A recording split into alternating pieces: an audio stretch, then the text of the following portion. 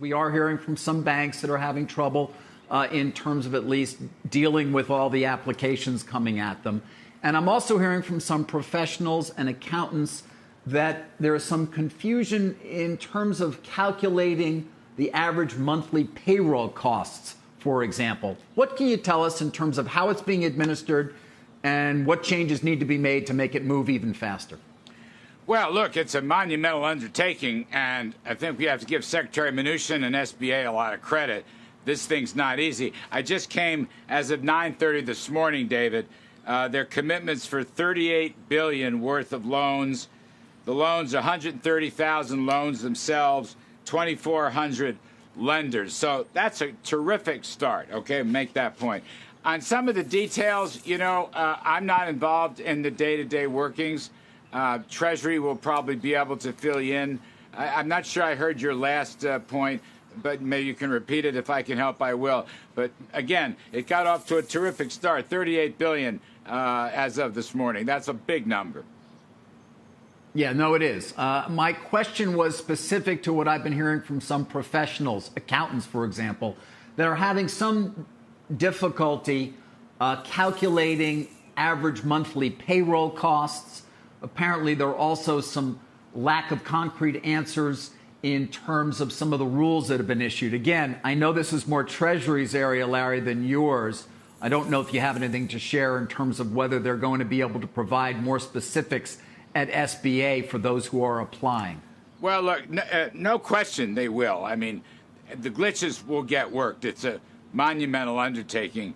$350 billion. You can just imagine, from small business to banks to loan guarantees, ultimately backed up by SBA and Treasury. I mean, again, this is our effort to respond to the almost the exponential rise in the coronavirus and the mitigation effects necessary to deal with it. And of course, we are going to look into a very difficult economic period, an economic contraction. We're in the midst of it. You and others, we've all seen the early unemployment numbers. So look, we're trying to deal with it in two ways. And it's really about payrolls and about individuals and families. First of all, on the payroll side, we're doing the best we can to reward companies that can keep their payrolls going, and we will forgive these loans and loan guarantees to the extent that the payroll forgiveness works. Okay, that's very important. As long as you keep your people on, we're going to help you a lot. We may help you additionally, but that's the first step. On the other side, I just want to make this point. We're giving assistance checks to 175 million Americans. 175 million Americans. It's a humongous number. And the checks from the Treasury and the IRS probably start going out, I think, this week, perhaps early next. But I think Secretary Mnuchin's talking about this week. And also, if you are laid off, we plussed up the unemployment benefits substantially. The Labor Department has delivered those funds to the states. The states are trying to distribute it. So we are trying to keep this economy together, and hopefully we're going to get a break. I say hopefully, I say prayerfully in the next 4 to 8 weeks, and we maybe that's all it's going to take. Maybe it's going to be worse. I don't want to forecast, but we are doing everything we can. Liquidity, cash, rescue, try to keep the labor force connected to the actual businesses. I think so far it's a good start for a monumental task. Larry, as always, it's Jim. Thank you for your optimism. Very much needed. I know sometimes criticized. We know we don't care because it's one nation. There are people, Larry, who want to contribute so badly. Feels like the March of Dimes here when you and I knew that we had to lick polio. What's the matter with doing a $1 trillion 30-year at 1.5 that we could a war bond, a COVID war bond, Larry? Do you know how quickly that would sell out? We feel so helpless, but we want to stop this. Everyone in America wants to stop it, and we want to find a way to do it. Let us. Jimmy, as far as I'm concerned, I think it's a great idea. Obviously, I've talked to our colleagues about this, and whatever the maturity and the exact rate would be. This is a time, it seems to me, to sell bonds in order to raise money for the war effort, in this case, the pandemic effort, in this case, the effort to keep families and individuals and businesses afloat. I am all for it. This would be a long-term investment into the future of American health, safety, and the economy. So from my standpoint, technical considerations aside, I think the concept is exactly right. I think it's exactly right. All right, so you know the bond market really well, and you're a great economist. I worked with you for many years. Would this be something, say, that you could refer to the president? Because we would all unite. And what a terrific thing, a war bond that everybody can go for. How much would we all want to buy that, Larry? This is such a good opportunity. Jimmy, I will pass along to the president, who is always keenly interested in your point of view, as is Secretary Mnuchin, and certainly I've always used you as a guiding light. We may not always agree, but we do in the big things. And I like the way you put that, and I think this is a moment to do whatever it takes, to use whatever federal levers are necessary, and one of those levers might be an unusual but timely and important means of federal finance. No question about it. Hey, Larry, it's Sarah Eisen. Good to have you. Sarah? Can you just give us a sense of what the conversations in the White House are right now around how and when we're going to reopen our economy and just what that looks like? I think it's so hard for investors to wrap their arms around this one. Well, I know it's hard. By the way, it's hard for everybody. It's hard for us. It's hard for you. It's hard for investors. I think mostly it's just hard for ordinary Main Street, middle-income Americans. This is just hard. So we have had a number of conversations. You heard the president, again, yesterday at the news conference, repeat his desire to get the economy reopened as soon as possible. He doesn't want the cure to be worse than the problem. I believe that's how he puts it, in quote unquote. We have a task force. I mean, look, the health side has to come first. The health side must continue to come first, and the mitigation efforts, we believe, are working.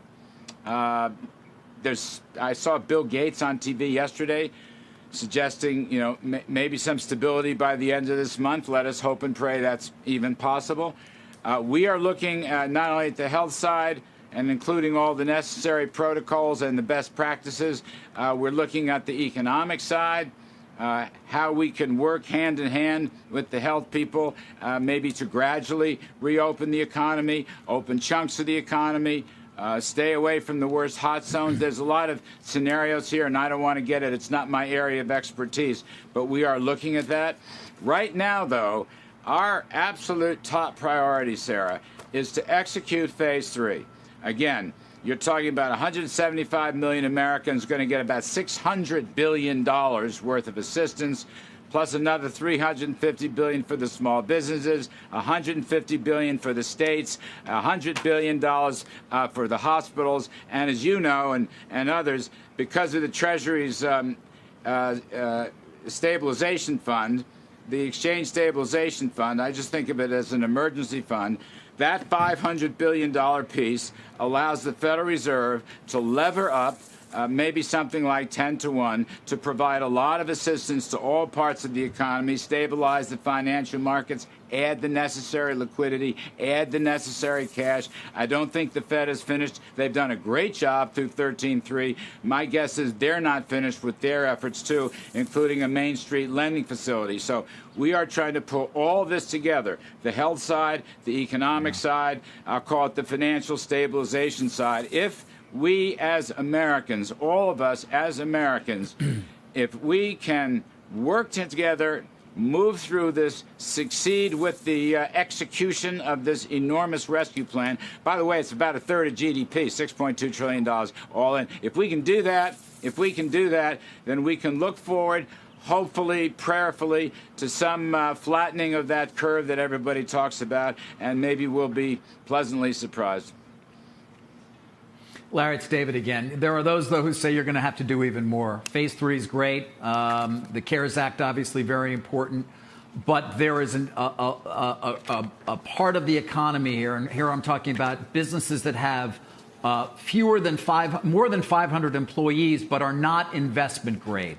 You know, Rich Handler, who runs Jefferies, writing this weekend, we're not looking for a bailout of CLOs or private equity firms or LBOs, but rather to return previously high-quality companies employing millions of people to the same position they were in before we were at war with the virus.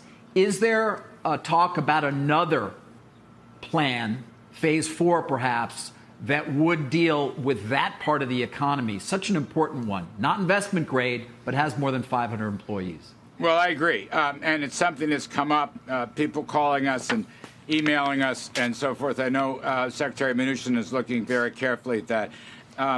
As a side point, the Fed's Main Street lending facility could, David, I don't want to get ahead of their curve, but could help to solve some of those problems. I think on your broader point, without putting a label on it, if we need more money for the payroll protection program or other aspects, we will go to Congress and ask for more money. The president indicated that yesterday. Secretary Mnuchin has said it. I've said it. We will go and seek additional assistance. I don't want to put names on it. I think a lot of this stuff has to be, specific to the programs that have been put in place. But yes, we will go for more money. And to some extent, that goes back to Jimmy Cramer's point. If we have to do this and we need more money and we need to do everything we can to keep America as much together as possible. I mean, individuals and families, and then the relationship between people working in the businesses they work for, then why not sell large bonds? Why not go for it in a patriotic way, in an American safety way, and to bring the economy back whenever that can be possible? What the heck, at 50 basis points, or I think Jimmy said 100 basis points, why not do it? So we won't be bashful in asking for more funds for assistance if we need it. Yeah, well, Larry, do you ever step back, though, and think to yourself, my God, these numbers? I mean, you and I, we talked for years, and you said, no, we can't spend $1 trillion or $2 trillion on infrastructure. We can't spend this on healthcare. We can't spend that. And now we're talking about numbers the likes of which we've never seen before. And you're saying, sure, just keep spending it. I mean, sometimes I wonder why we didn't just spend it originally and put in infrastructure all over this country that we needed years ago. Well, of course, the president has for many years talked about getting an infrastructure bill through. Look, one of the things I've learned here, I mean, I've been around quite some time, and I'm seeing things I never thought I'd see, and I'm seeing an urgency, and it's just a sense of being helpful. It goes back to something President Trump said several weeks ago, that he would use the full powers of the federal government, to deal with this. And I know all of us have said we will do whatever it takes to try to get through this incredible emergency. I think that's the commitment. And I don't believe anybody could have predicted the exponential rise of this. But whatever, we are doing everything we can to do it. And I just want to add one more point. I think to some extent to Jim's point, but perhaps all of you. This president has used the private sector, the free enterprise private sector, in this crisis more than any other president has ever in prior crises. Now, you say, well, prior crises aren't comparable. Fair enough. But the point I'm making is this is a public-private partnership. I mean, my pal Peter Navarro, working with FEMA and DHS and so forth, they've got all these big companies, whether it's masks, whether it's respirators and ventilators and so forth. I got a laundry list of things. I'll never remember them, but GM and GE and Ford and Walmart and Target and the biotech companies and the big pharma companies. No one's ever used the private sector as much as we have now. And that has enhanced our effort because private sector folks are smarter than we are as a rule, and they're certainly more innovative and creative.